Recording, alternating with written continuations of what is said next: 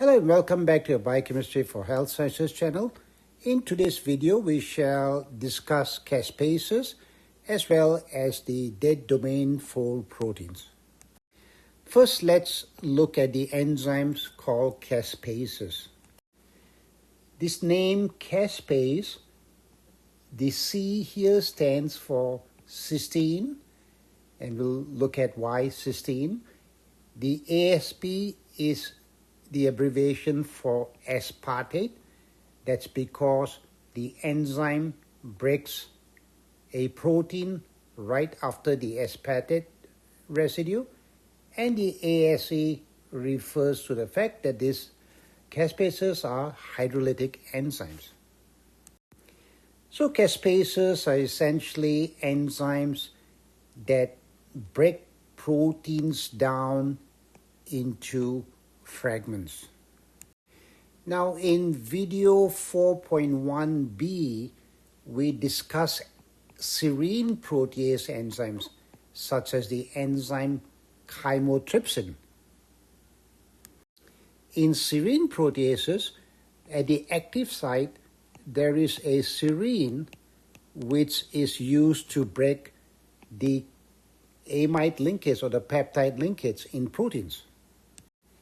In caspases, instead of a serine, there is a cysteine, where the sulfhydryl group acts as a nucleophile to initiate the breakage of the amide or the peptide bond in proteins.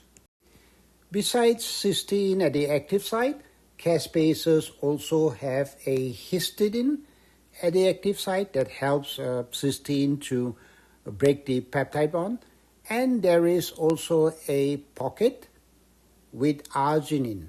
Now remember, arginine at physiological pH or cellular pH is positively charged because of its amine group, while aspartic acid has a R group that contains carboxyl, which is negatively charged. So the arginine pocket helps hold the aspartate of the protein substrate in place so that the cysteine can go on to break the amide or peptide linkage in the protein, giving you this fragment as well as, in this case, this fragment.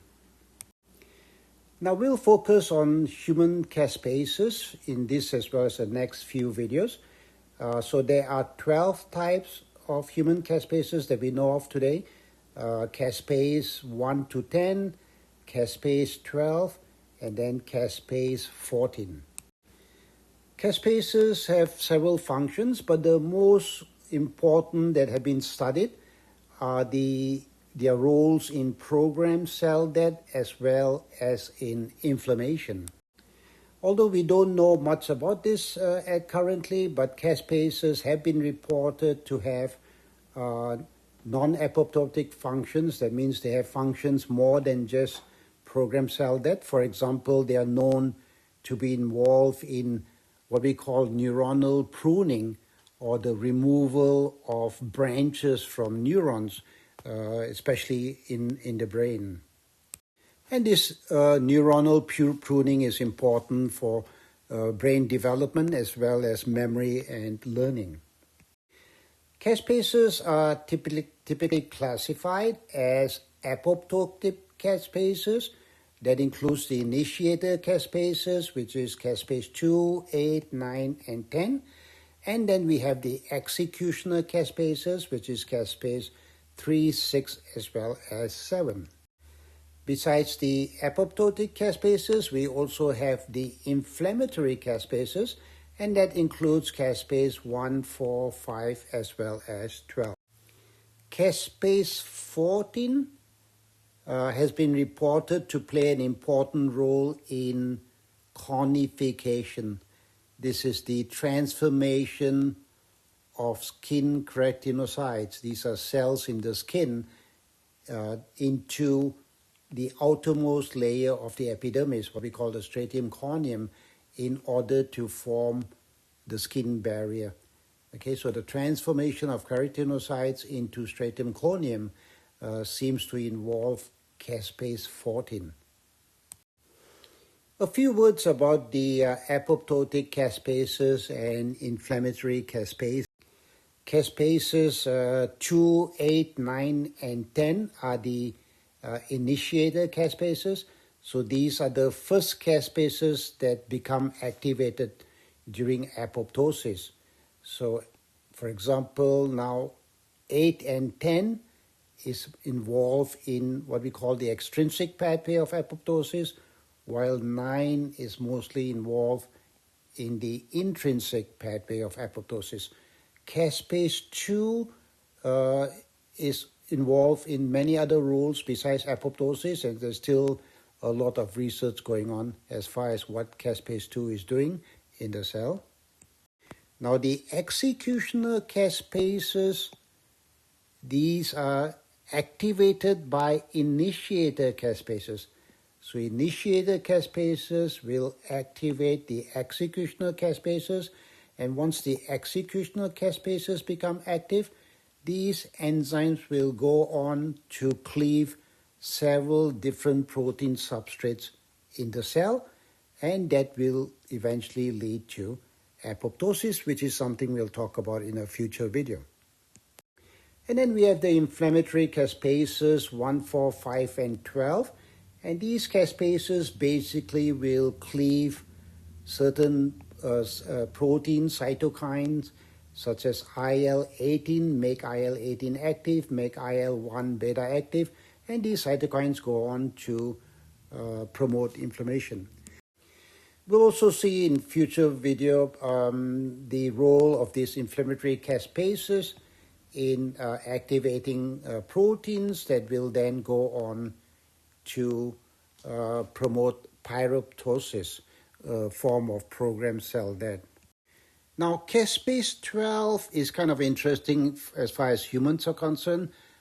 Most people have an inactive caspase 12, and that's because of a premature stop codon. They have a short version that is inactive.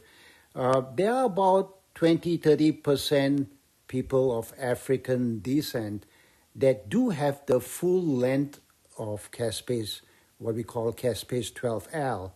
And in these individuals, we do see that they have a weakened immune response to endotoxins, such as the bacterial lipopolysaccharide. And because of this weakened immune response, the bacteria has an easier time invading and entering the bloodstream, resulting in sepsis, which is a widespread inflammation. Now, one important aspect of understanding future videos, the role of caspase as well as other proteins in programmed cell death, is to understand the domains that are present in these proteins. So caspase has a large subunit, L, and then there's a small subunit, S. So as far as the executioner caspases 3, 6, 7, that's all they have, a large and a small subunit. The other caspases have, besides the large and small subunit, what we call as a dead domain fold, or DDF. So we find this in initiator as well as the inflammatory caspases, but not in the executioner caspases. So examples of this DDF includes a domain called the caspase activation and recruitment domain, or CARD, and we see this CARD domain in these caspases 1, 2, 4, 5, 9, and 12. Another example of a DDF is the death effector domain, or DED, and we do see the DED domain present in these caspases 8 and 10, both of which are initiator caspases. So what is this DDF, this dead domain fold? Besides caspases, there are many other proteins that also contain the DDF, the dead domain fold. There are 4 families. This include CARD that we talked about earlier, the dead effector domain, DED. And then we also have proteins that may have what we call the dead domain or DD, as well as proteins that have the pyrene domain or PYD. What is a DDF? The DDF is basically consists of six amphipathic, that means has polar as well as non-polar regions, alpha helices, so there's 6 of these alpha helices. They are arranged in an anti-parallel alpha helical bundle that looks like a Greek key, motif. So that's basically what this DDF is. And DDFs in different proteins may have variations in their lengths as well as orientation of the helices, and they have a hydrophobic core. So that's basically the tertiary structure of a DDF that we find in many, many different proteins. Here's a example of some of these proteins that we'll come across in future videos when we talk about programmed cell death containing this DDF motif. So, for example, you can see these caspases have the card motif. This 810 has the DED. We also see the DED in this protein called C-flip, cellular flies inhibitory protein. A very important protein, FADD, fast-associated dead domain. Again, you see the DED domain. The dead DD domain, we see that in FAS receptor, another DD in tumor necrosis factor receptor, and then there's a DD in this protein called TRED. We see another DD in the protein RIPK1, receptor interacting protein kinase 1. We see a CARD domain in APEF1, apoptotic protease activating factor 1. Then the protein ASC, apoptosis associated SPECT-like protein, you can see not only a CARD domain, but also a pyrene domain. Again, we once again see a PYD domain in the protein AIM2, which stands for absent in melanoma 2. So several of these proteins that are involved in programmed cell that you can see have DDF, and we'll talk about these proteins in future videos. So why are these dead domain folds or DDFs important for these proteins? They're important because the presence of these DDFs allow the proteins to either bind themselves, interact with themselves, or with other proteins to form very large complexes, huge complexes. These proteins come together to form complexes, or sometimes even filaments, large assemblies of filaments. Sometimes we'll use the word oligomers. So in future videos, we will see these words complexes, filaments, oligomers, where these proteins come together to form these large structures. So here are a few examples. For example, in extrinsic apoptosis, we'll see in the future, there is this DD-DD interaction where the DD of one protein, in this case caspase 8 or 10, interacts with the DD of another protein, in this case the same caspase 8 and 10. So these proteins can come together through DD-DD interaction. Similarly, FAD can interact with caspase 8 as well as C-flip, again through DD-DD interactions. In intrinsic apoptosis, another example, we can see card-card interactions. So the card present in caspase 9 interacts with the card present in APEF1, and that brings these proteins together. Another example is the DD-DD interaction. Again, we can see this in the future video in extrinsic apoptosis. So in this case, TNFR1 interacts with TRADD. So these proteins interact through a DD-DD interaction.